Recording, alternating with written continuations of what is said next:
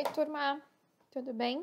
Vamos falar do teste de hipóteses. Bom, quando vocês terminarem de assistir a terceira aula dessa semana, vai fazer um pouco mais de sentido porque todas as aulas elas se relacionam entre si, uma necessita dos conceitos da outra, tá? Então a gente começa falando do teste das hipóteses. O que é o teste das hipóteses? Ela é uma metodologia estatística que vai auxiliar a gente a tomar uma decisão sobre uma população baseado numa informação de uma amostra ou de uma população. E a gente vai tomar essa decisão quando a gente tiver alguns parâmetros, como a média, a variância, a probabilidade, tá?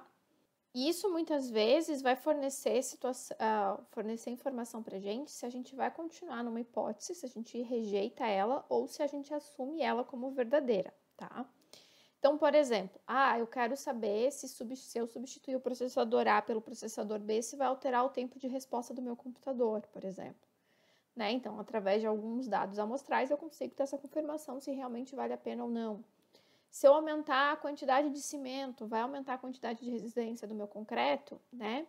Então, se eu faço uma campanha publicitária, isso realmente vai trazer mais clientes, eu vou conseguir vender mais produtos? Então, quando a gente pensa nos testes de hipóteses, a gente sempre tem que ter duas hipóteses. Uma que é a hipótese nula, que é a que eu vou assumir como verdadeira, e eu vou ter que ter uma hipótese alternativa, que a hipótese alternativa eu chamo de H1, tá?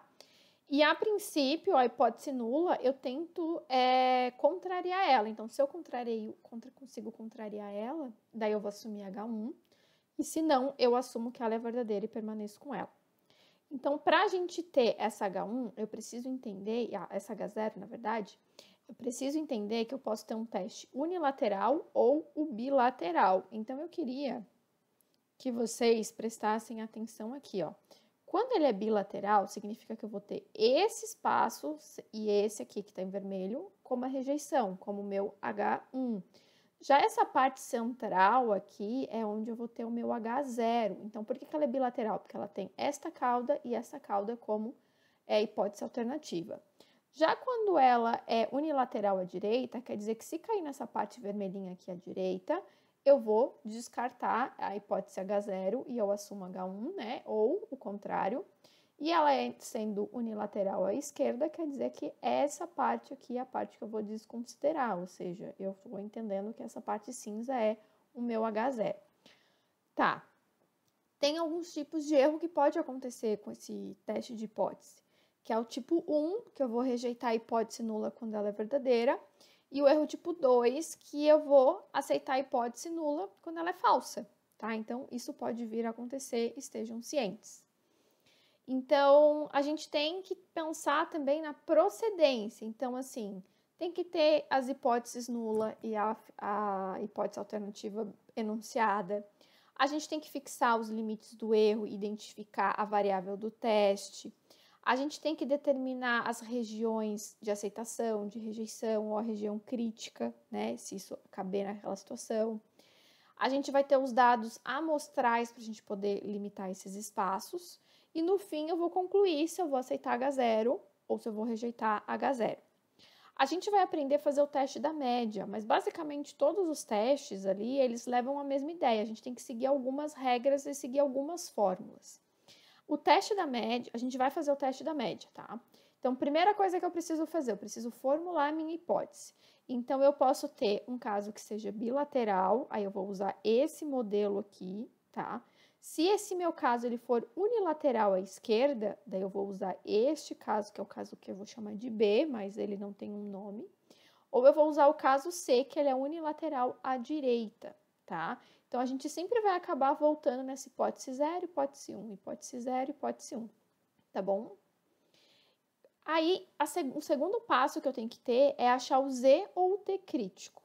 E eu também tenho que pensar no nível de confiança que eu quero que esses meus dados estejam acontecendo. Usualmente, a gente usa 95%. Então, 1 menos o nível ali de confiança que eu quero, né, vai ter que dar 0,95. Então, quanto que é esse A, que é o meu nível de significância? Bom, o meu A é 0,05. Então, se aparecer nível de significância, já saibam que é o A. Se aparecer o nível de confiança, a gente tem que acabar descobrindo esse A, tá? Então, se cair nesse centro aqui, significa que eu não vou rejeitar. Quando ele é bilateral, esse 0,05 ele vai ser dividido aqui e aqui, ou seja, aqui vai ficar 0,025, né? E aqui também. Se não, aqui vai ficar o 0,05 e aqui vai ficar o 0,5 também. Aí a gente consegue entender a situação. Mas deixa que a gente vai fazer um exemplo que vai ficar mais fácil para a gente entender, porque é bem tranquilo esse conteúdo.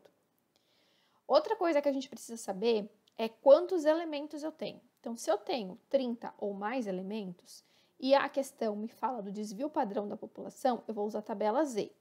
Mas eu também uso se eu só sei o desvio padrão da amostra. Agora, se eu tenho uma quantidade inferior a 30, aí eu vou fazer a tabela Z se eu tenho o desvio padrão da população, mas eu vou usar a tabela T se eu tenho o desvio padrão da amostra, tá?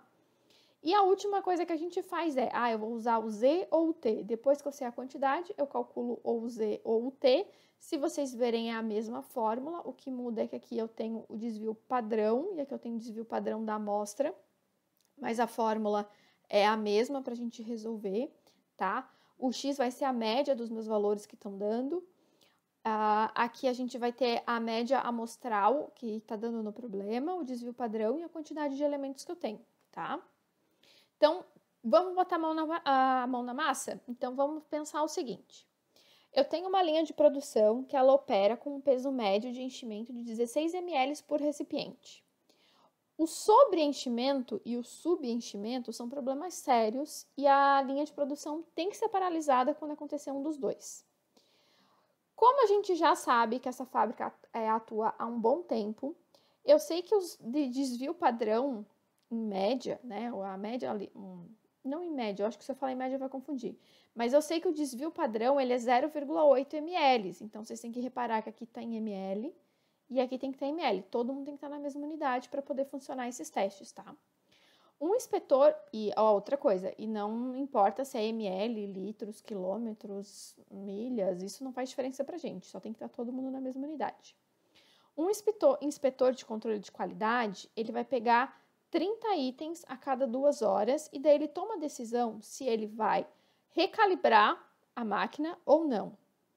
E aí, nessas últimas 30 amostras, ele teve uma média amostral de 15,82. O que você recomendaria? Eu quero que você faça um chute agora se você mandaria ele parar ou não a produção, tá?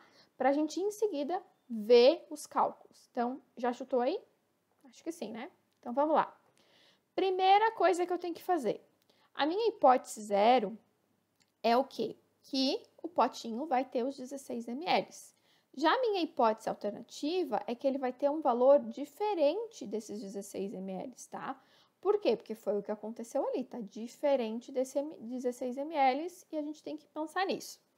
Então, eu vou ver o Z ou o T crítico, né? É o segundo passo que eu tenho que achar. A curva bilateral. Por que eu vou procurar a curva bilateral? Porque se ele tem um desvio ali de 0,8, né? Então, quer dizer que ele pode ter um pouquinho a mais, um pouquinho a menos. Ele não precisa estar tão preciso assim. Ele pode ter um pouquinho a mais ou um pouquinho a menos. Ele não pode ter um sub ou um sobre excessivo, mas um pouquinho não faria tanta diferença na nossa produção. E não é dada a significância, então eu vou admitir 0,05. Vocês vão reparar que isso vai ser um padrão meio que na disciplina. A gente vai adotar que a significância é 0,05. Quem decide isso na vida prática é quem tá com aquele problema, tá? Então, se vocês quiserem, vocês podem assumir isso, que é basicamente, não chega a tal, né? Mas seria uma perfeição, vamos pensar assim. E daí, como que eu vou resolver? Efetivamente, né? Então, o texto fala que o desvio padrão ele é 0,8. E aí, a gente vai optar pela tabela Z. Por que eu vou optar pela tabela Z? Porque eu tenho 30 dados e falava lá naquela tabelinha que se eu tivesse 30 e se eu tivesse o desvio padrão, eu usaria a tabela Z. Tá? O meu desvio padrão ele é 0,8, a média da população é 18 ml. Então, primeira coisa que eu vou fazer, eu vou lá olhar a tabelinha Z. Então, deixa eu trocar de tela aqui. Pronto, para cá. Então, eu tenho que procurar nessa tabela onde está escrito o 0,025. Por que o 0,025 nessa tabela? Porque como o nível de significância ele é o 0,05, eu tenho que dividir em 2 pedaços, porque eu estou pensando no caso unilateral. Onde está o 0,025 aqui, ó? Ó, ele tá aqui, ó, tá?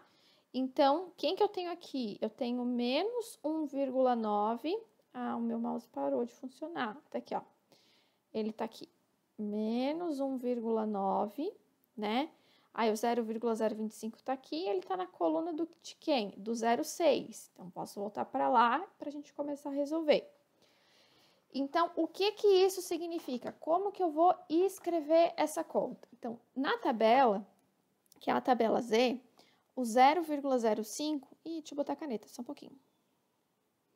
O 0,025, ele vai estar, por exemplo, aqui e aqui, tá? A gente pode fazer esses desenhos que ajudam a gente a pensar.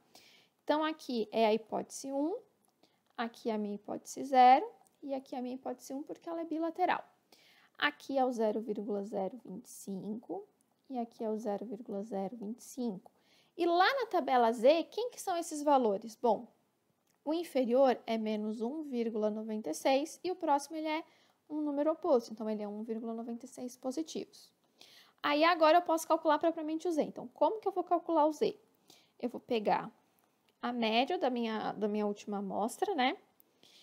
Aí eu vou pegar a minha média populacional e vou dividir pelo desvio padrão e pela raiz da quantidade de dados que eu tenho.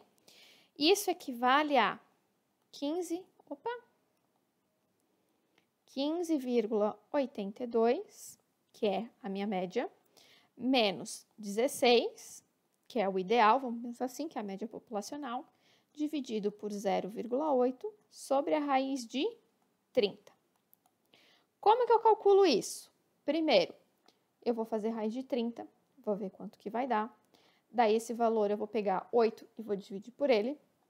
Vou subtrair esses valores no numerador e depois eu divido todo mundo. Aí, eu chego em menos 1,23. Significa que o meu Z, ele é menos 1,23. E aí, eu preciso pensar aqui nessa reta, onde está esse valor, que é o menos 1,23. Bom, se o menos 1,96 está aqui, significa que ele vai vir para cá aumentando, né? E o menos 1,23, ele deve estar mais ou menos aqui assim, ou seja, ele está dentro de H0. Se ele está dentro de H0, significa que está ok, que eu não preciso parar aquela linha de produção. Tudo bem? Esse outro exemplo aqui, caso o primeiro ainda tenha deixado a gente um pouco confuso.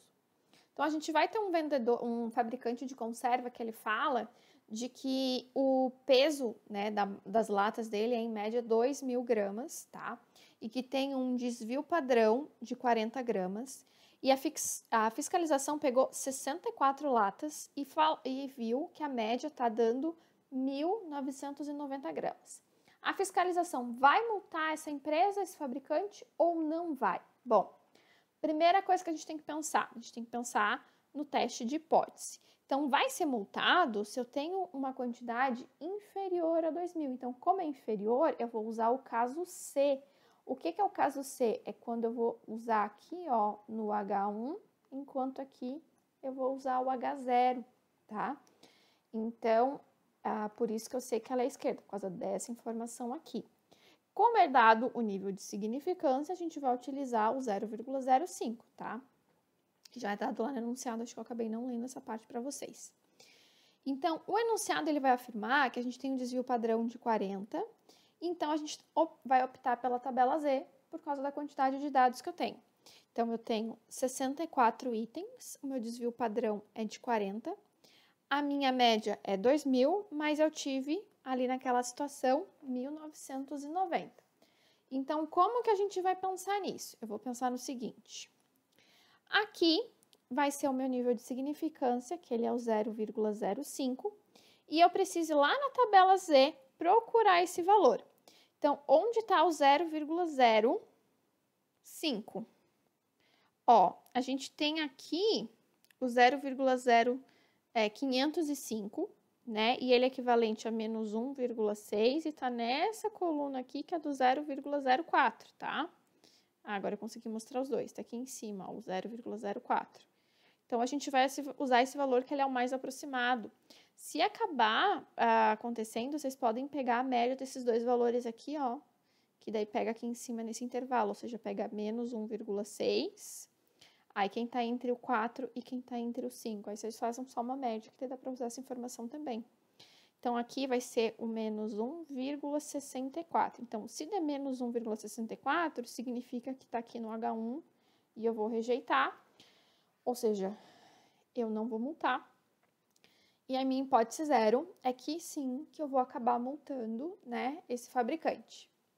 Então, vamos calcular o Z. Então, como que eu vou calcular o Z? Bom, eu cheguei lá naquela amostra da minha coleta em 1990, vou descontar 2.000, vou dividir pelo desvio padrão, que é 40, pela raiz de 64.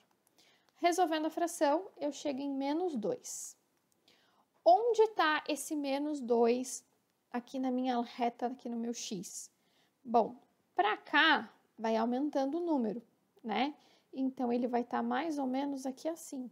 Ou seja, ele está na parte em que a pessoa vai ser multada, né? Então, o fabricante, ele deve ser multado nessa situação. Por quê? Porque caiu na minha... Opa! Porque caiu na minha hipótese 1, tá bem? A videoaula de hoje era isso. Vejo vocês na próxima. Até mais!